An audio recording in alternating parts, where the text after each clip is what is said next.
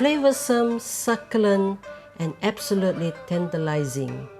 It is so tender that it can easily be separated with a pair of chopsticks. Today, I will be attempting to make the very traditional tong po pork.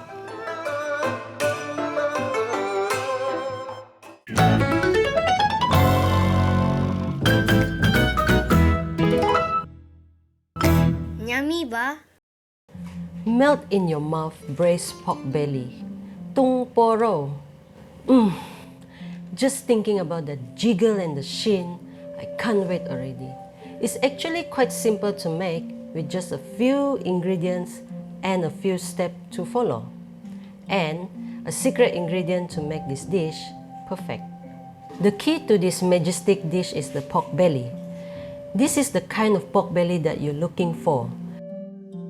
You want the part that has a good balance of meat and fat. You also want a square piece here.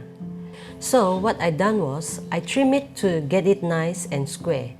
I also clean the skin and remove any hairs that were left on them. Alright, so what we need to do with the pork first of all is to blanch it in boiling water. Place the pork in a pot and fill it with water until the pork is fully covered. Add a couple slices of ginger and dash of Chinese cooking wine. Gently bring it to a boil. Now, you notice that there's a lot of scum appearing on the surface. These are the impurities that you'll be removing by blanching. While waiting for the pork to finish blanching, you can prepare the red yeast rice liquid. Add the red yeast rice into the water. Give it a stir and set aside. You'll be using this in the braising liquid later. Red yeast rice is a great source of natural coloring. However, you can just skip this step if you can't find this ingredient.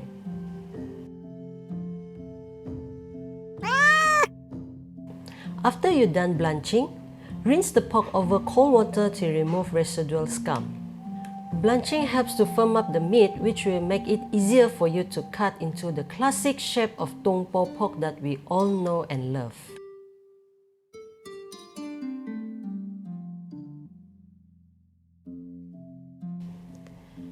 Cut the pork straight down the middle. Make sure you are using a sharp knife here. The skin can be quite tough.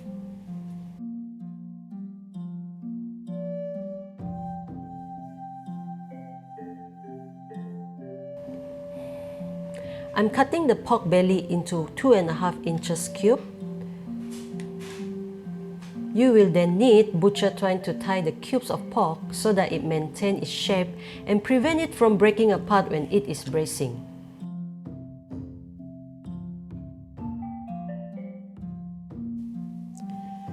Tie a dead knot on the opposite side, then cut off the excess string. After you're done making the pork belly look pretty like a gift box, it's time to prepare the braising liquid.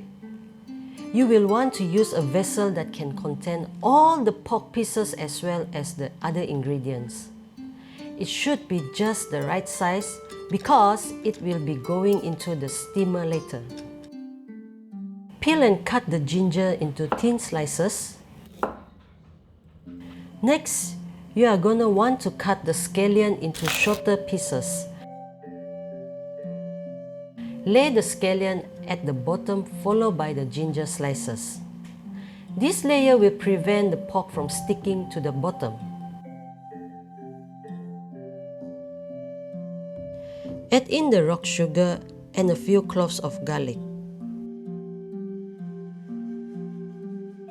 You will want to add in a couple pieces of star anise and a stick of cinnamon. Then, you can place the Thai pork belly skin side down into the pot and snugly fit them all in.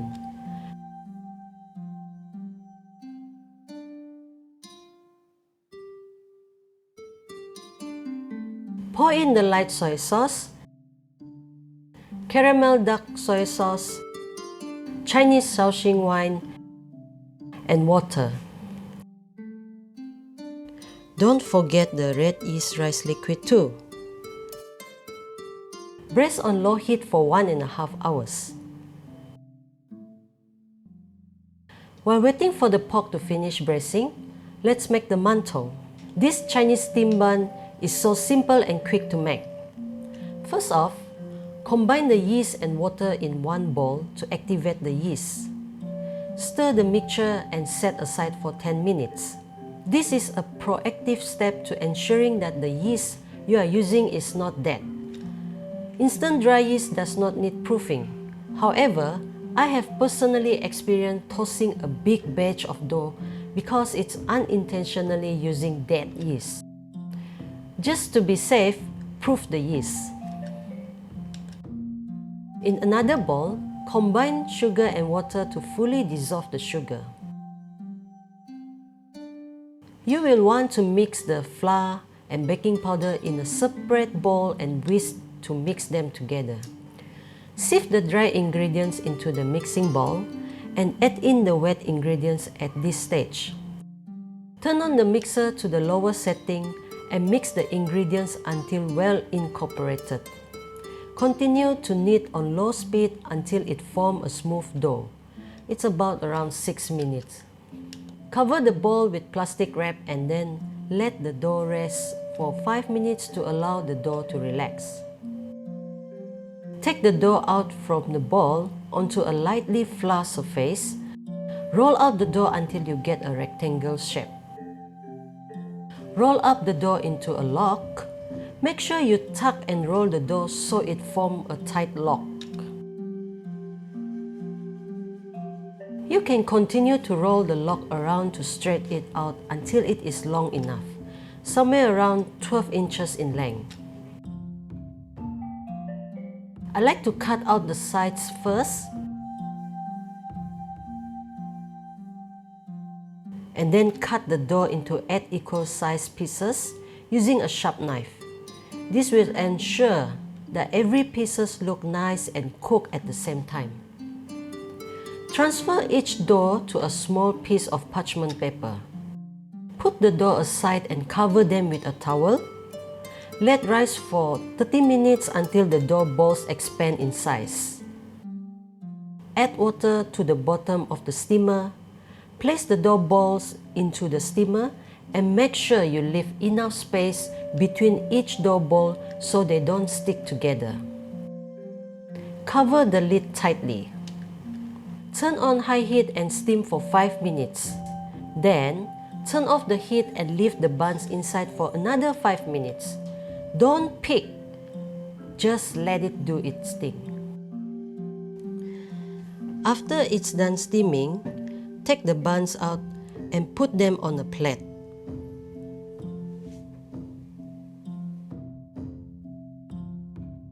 Once you're done braising the pork, it's time to steam it for another 1.5 hours. You will want to flip the pork skin side up before steaming to get the bottom side to soak up all that beautiful flavor in the liquid. In the same steaming pot that you've used to steam the mantou, continue with steaming the pork. Remember, I mentioned earlier in this video that there are secret ingredients to make this dish perfect. That secret ingredient is time and lots of love. You're just gonna have patience to make this dish, but it's all going to be worth it very soon. Time to make that shiny shimmering sauce. Remove the pork from the pot. Be very careful with them and try not to break them. You spend a lot of time on them. We don't want all the effort to go to waste. Strain the braising liquid and discard the solid. They have done their job and you won't be needing them anymore. Pour in only the braising liquid into a saucepan and leave the fat aside. Turn on the heat and start reducing the sauce. Prepare the cornstarch slurry by combining cornstarch with some water. Further thicken the sauce by slowly adding in and stirring the cornstarch slurry that you just made.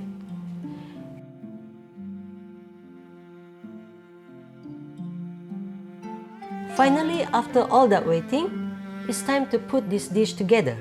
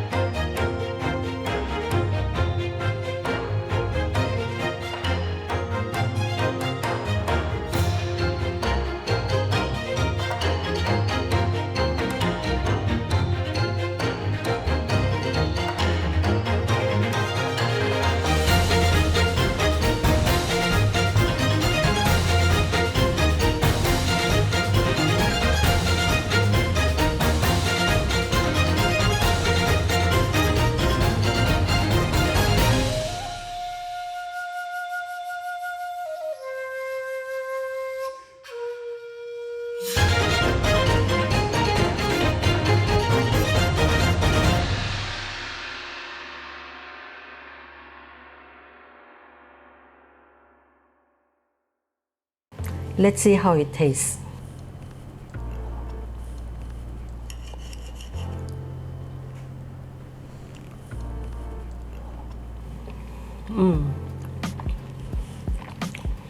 The pork literally melts in your mouth. The balance of fat and the meat here is just perfect.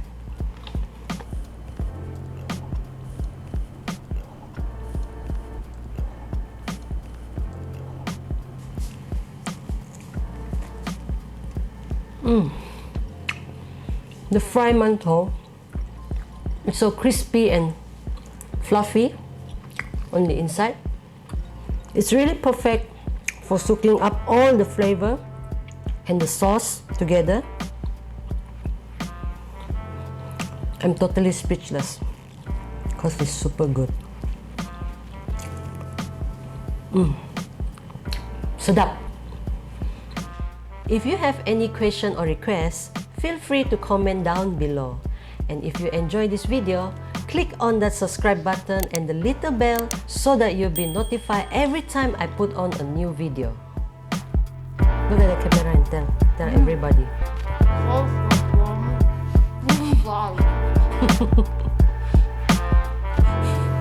So